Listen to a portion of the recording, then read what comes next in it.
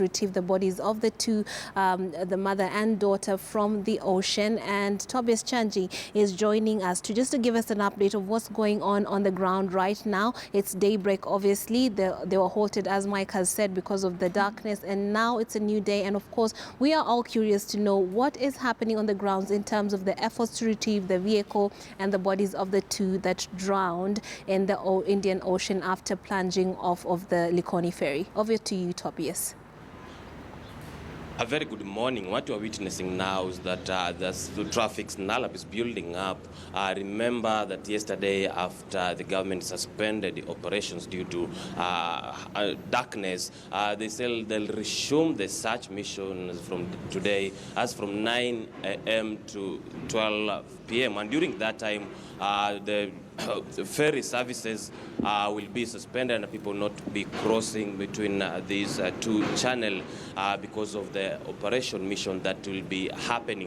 And now most people are caught up in these traffic snarl-up, as some of the people, remember, are going to the Mombasa International Airport, some are going to the SGR, and so there's a lot of traffic that's just going in here. But at the same time, we have seen family members who've come here with the hope of maybe to retrieve the two bodies of their beloved ones. At the same time, there's a contingent also of the police officers. At the same time, I'm standing here with the private divers who are there from Monday in this search mission. Remember, it has been a joint mission done by the Kenya Navy and also the private divers. But there's been a conflicting information as of yesterday where the government, through the Kenya Ferry Service chairperson, that is Dan Mwazo, who said that they've already located the two bodies, and what they'll be doing today is to retrieve those bodies. But according to a renowned diver, that's Musa Sila, he said they've not located any bodies, and they think maybe they're sure of locating them today, then continue with the process of retrieving. But of course, I'm standing here with some of the divers who were there yesterday in that mission to just give us an update and what we expect today.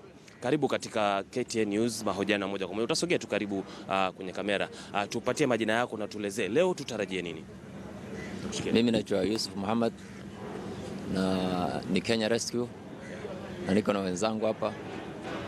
Leo tutangojea boti ije na wenzangu ndio tuanze kazi tena kutafuza hii gari lilopotea pamoja na watu wake ndani. Ndio kazi leo tutasubiri hiyo sasa. Hiyo jana imesemekana kuna baadhi ya taasisi ambazo zimesema kuwa miili imeonekana na ni ile tu kuiopoa hii leo, lakini upande wenu imesemekana, Musa alituelezea kuwa miili hii haijaonekana na juhudi za kutafuta miili pia zitaendelea hii leo. Ndio, hatujaona mwili wala tunaona gari sisi. Bado tuendelea kutafuta na leo tutatafuta tuangalie, lakini bado mpaka sasa sisi hatujaona kitu yote ambao mwili wala gari bado hatujaona sisi. Na mmepewa masaa matatu ya kutafuta miili kuanzia mida ya saa 3 hadi saa 6. Je, kuna uwezekano kuwa mtaweza kupata katika masaa hayo matatu? Hii mambo baharini huwezi kusema nitaweza pata saa fulani ama saa fulani. Waweza ukiingia tu ukaona, na waweza ukatafuta siku 2 3 na usione kitu, kwa sababu ndani ya maji ona hapa na hapa. Huwezi kuona kama unavyoona hapa juu kuanza mpaka huko, huwezi. Ni uona hapa na hapa. Sasa unatafuta hapa leo, unatafuta hapa, kesho unatafuta hapa. Na hii bahari ina current.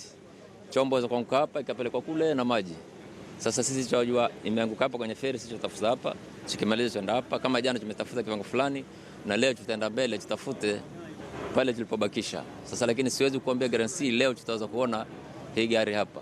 Lakini leo sisi tutatafuta kwa uwezo wa Mungu, Mungu ajalie tuione. Labda ni changamoto zipi ambazo mmekumbana nazo jana mkiwa mle ndani ya maji? Kule ndani changamoto nyingi ziko, manake maji hayaonyeshi vizuri. Mwenzangu pia mwingine alidungika na ile miba. Ni tunafanya kusaidia wenzetu na kujitolea sisi. Madamu imetokea jambo hili Kenya yetu, na sisi wa Kenya lazima jitolee vile uwezo wetu. Shukrani kabisa. Well, those are some of the divers who were engaged in yesterday's mission of searching, and they'll also be doing the same this morning, just telling us about what happened and what they expect. And according to them, it will still take more time, not the time that maybe the government had promised of between 9 a.m. and 12 noon, because they're saying they haven't located the two bodies. Remember, the depth of this ocean here, the Likoni channel, is about 60 meters deep. So according to them, it will take more time because of the currents and the weather. Now, Back to you in studio. Tobias, just a quick question for those who are perhaps wondering why we are now at a stage where we're talking about retrieving bodies. There is a Coast Guard and we have the Navy at that area. How come they were not able to be rescued? Why is it that we're now talking about bodies instead of a rescue mission that was successful? Maybe what were the failures that you may have investigated and found out that could have, if not present, could have aided in saving lives, and not now talking about, retrieving bodies?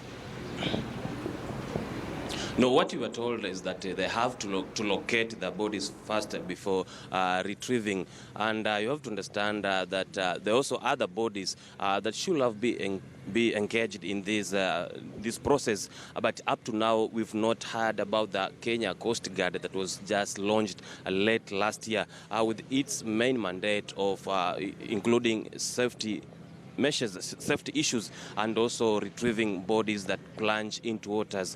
But up to now, we've not heard from them. Since Monday, we've been having the private rescuers who've been doing that search, although the government said yesterday that even the Kenya Navy was here immediately. The incident happened on Sunday, 6 p.m. But we couldn't establish it independently because at the same time, just beside this channel, there's the Mamangina beachfront where the Mashujaa Day celebrations will be happening from, and where most of the Navy soldiers have been doing their training and practices. So we can't tell if at all they were doing the training for the Mashujaa Day or they also engaged in this mission. But of course, there have also been other agencies like the Kemfree, but until now, that's the only information that we've had from the private rescuers. But from the government side, they've told us that they've already located the two bodies. But maybe time will tell, if indeed who will be talking the truth. Tobias Chanji coming to us live from the Likoni Ferry. Now over to you, Michael, to continue with that conversation on the media's role of agenda setting and whether Kenya is doing its part in setting the right agenda for the country. Thank you very much, Trix and Tobias, for that update. And of course, we keep our eyes on that very, very tragic and sad story there, given that even now we're still talking about bodies that have not been retrieved. And this is so many hours after it actually happened. But that's a story that we keep our eyes on. But coming back to the panel, and as we